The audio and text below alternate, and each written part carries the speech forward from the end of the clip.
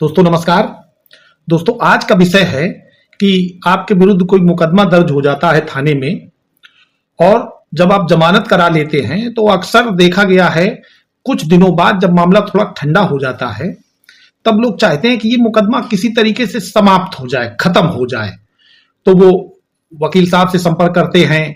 समाज में और कुछ प्रबुद्ध वर्ग है वो बताते हैं कि इस तरीके से जाओ तो मुकदमा समाप्त हो जाएगा। तो आज चर्चा करते हैं जिस बात की सबसे ज्यादा चर्चा होती है उस स्टेज की। आपके खिलाफ कोई एफआईआर लिखी गई, आपने चार्जशीट दाखिल हो गई या चार्जशीट दाखिल होने के पहले ही आपने अपनी बेल करा ली। अब बेल कराने के बाद होता यह है कि आप चाहते हैं कि हमारा मुकदमा किसी तरीके से समाप्त हो जाए। क्योंकि जब आप बेल करा लेते हैं, बेल आपको मिल जाती है तो पुलिस भी आपको परेशान नहीं करती है। फिर आरोप पत्र आने में काफी समय लगता है, कभी कभी तो एक एक दो दो साल, तीन तीन साल का टाइम लग जाता है। तब न्यायालय से आपको समन भेजा जाता है कि आप आइए। और जब आप पहुंचते हैं तो सबसे पहले चार्ज फ्रेम वाली स्थिति आ जाती है। तब चूंकि चार्ज फ्रेम होने के पहले कोई एडवोकेट आप अपीयर करेंगे, एडवोकेट के बिना आपको आगे मामला नहीं शुरू होगा। तो उस समय जब आप वकील साहब से मिलते हैं, उनसे पूछते हैं, तो अक्सर आपको चर्चा ये होती है कि अब इस पे हम डिस्चार्ज एप्लीकेशन फाइल करेंगे और इसी जगह से ये मुकदमा समाप्त करवा देंगे। और होता भी है, हो सकता है, कानूनन यही स्थिति है। तो आज चर्चा करते हैं कि क्या कभी कभी होता यह है कि कुछ लोग थोड़ा लेट हो जाते हैं। क्योंकि जब व्यक्ति जेल में होता है और भले ही मामला झूठा हो, मान लीजिए बेल किसी कारण से लेट हो गई, क्रिमिनल हिस्ट्री लेट आई या ट्रायल कोर्ट ने बेल आपकी खारिज कर दी, तो आपका मामला जाता है हाई कोर्ट और वहां से बेल आपको मिलती है। वेरिफिकेशन होकर के जब तक आपकी रिहाई होती है तब तक पता चला कि चार्ज फ्रेम हो गया।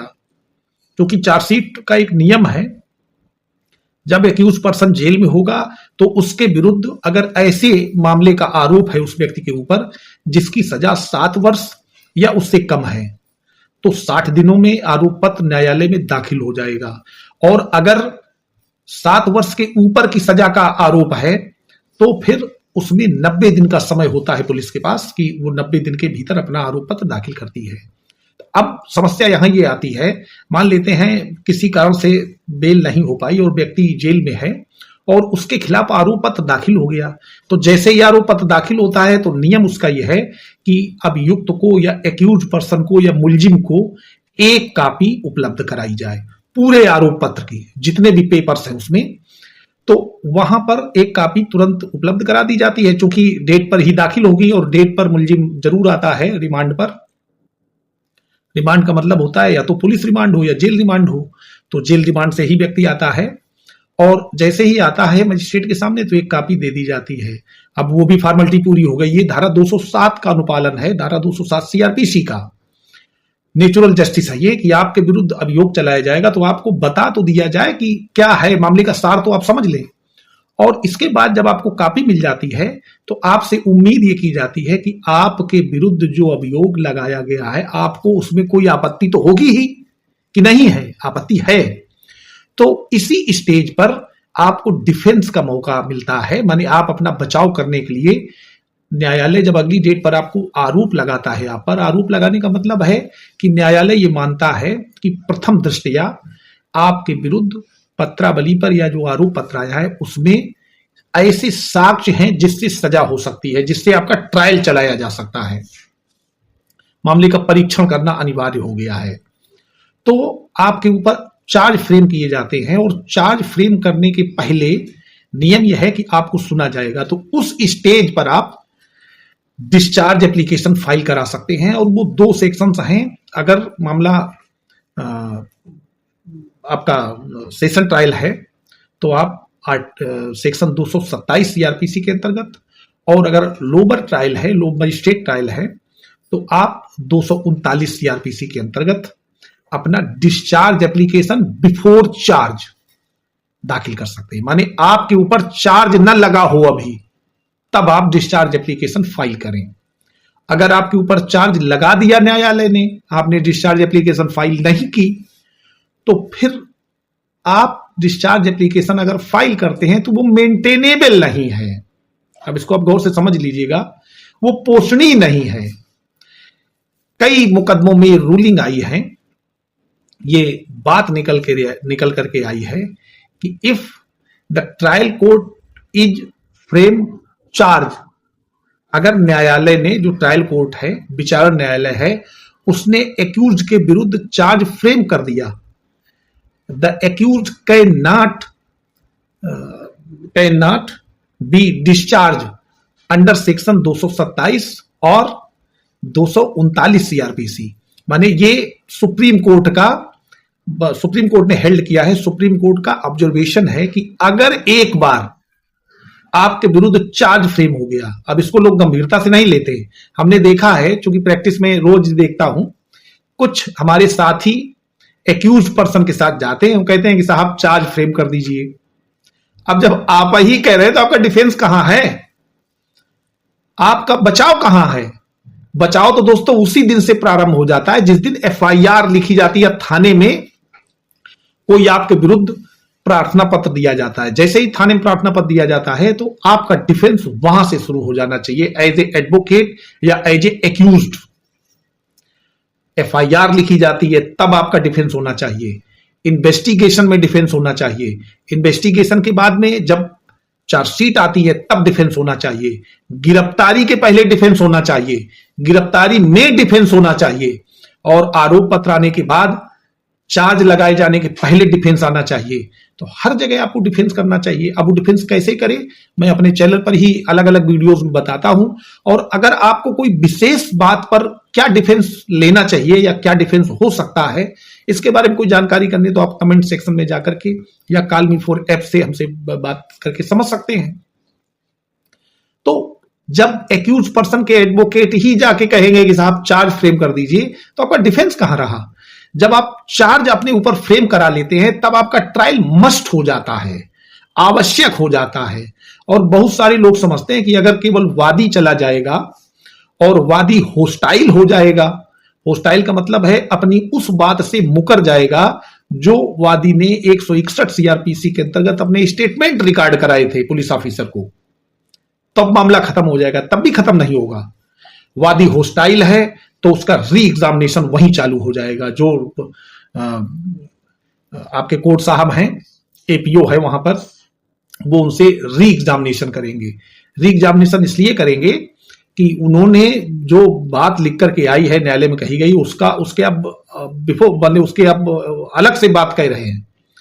तो दोस्तों आपका हर जगह डिफेंस होना चाहिए। लेकिन आज का जो वीडियो है उसका मुख्य प्रश्न यही है कि इफ नहीं, once charges are framed by the trial court, माने एक बार अगर ट्रायल कोर्ट ने चार्जेस फ्रेम कर दिए, accused can not be discharged under section 227 और 239 सीआरपीसी।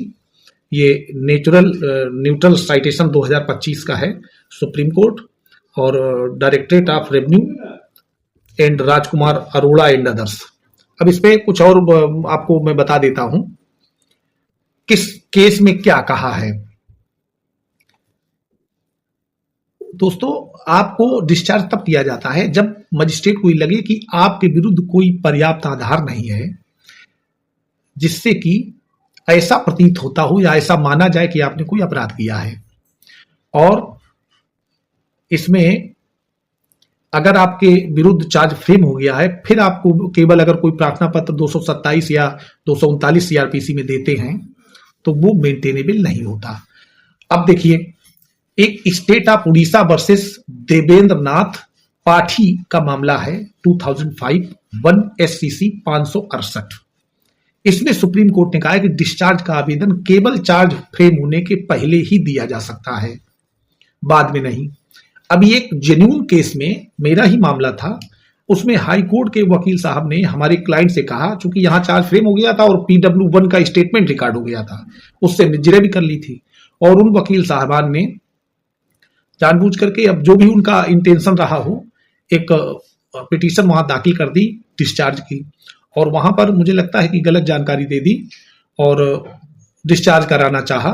तो माननीय उच्च न्यायालय ने वहां से वो एप्लीकेशन खारिज कर दी और ये कहा कि इनको डिस्चार्ज का मौका दिया जाए। यहाँ पर डिस्चार्ज का मौका दिया गया, यहाँ भी एप्लीकेशन खारिज हो गई और फिर वहां उन्होंने कुछ दाखिल नहीं किया, गए नहीं। तो दोस्तों ऐसी स्थिति हो जाती है। एक और केस है सज्जन कुमार वर्सेस सीबीआई 2010 का, ये 9 वॉल्यूम है एससीसी का, पेज नंबर 362। इसमें कहा गया है कि चार्ज फ्रेम करने के समय अदालत को प्राइमा फेसाई केस देखना चाहिए, न कि साक्ष्यों की पूरी तरह से जांच करनी चाहिए। जैसे मान लेते हैं कि किसी व्यक्ति के बारे में कोई बयान लिख के दे दिया है पुलिस ने, और वो व्यक्ति मान लेते हैं कि ये कह रहा है कि साहब हमने कोई बयान पुलिस को नहीं दिया, तो ये तो एक ट्रायल हो गया। वो बयान नहीं दिया, ये बात ट्रायल में आएगी। ये बात जब उसका स्टेटमेंट रिकॉर्ड होगा कोर्ट में एविडेंस एक्ट के अंतर्गत, तब आएगी। तो पूरा ट्रायल नहीं किया जाता है, केवल प्राइमा फेसाई केस देखा जाता है कि प्रथम दृष्टया वाद बनता है, और अगर बनता है तो फिर काम होगा। और एक अमित कपूर वर्सेस रमेश चंद्र का वाद है 2012 का, 9 वॉल्यूम है एससीसी 460। इसमें भी यही कहा गया है कि एक बार चार्ज फ्रेम हो गया तो डिस्चार्ज मेंटेनेबल नहीं है। तो दोस्तों, अगर आप मुकदमा अपना समाप्त करना चाहते हैं तो डिस्चार्ज एप्लीकेशन चार्ज फ्रेम होने के पहले ही दे दें, और अगर आपका ग्राउंड मजबूत हो तभी डिस्चार्ज एप्लीकेशन दें, नहीं तो आप अपनी बात को जो सरकारी वकील हैं उनको जनवा भी देंगे, वो पूरी बात समझ जाएंगे, और वो आगे जब भी कभी डिफेंस एविडेंस आएगा, आपका प्रोसिक्यूशन एविडेंस आएगा, अभियोजन साक्ष्य, तो उसको सुधारते हुए और मजबूती से लिखवा देंगे। तो बहुत सोच समझ के किसी अच्छे अधिवक्ता से आप लिखाइएगा।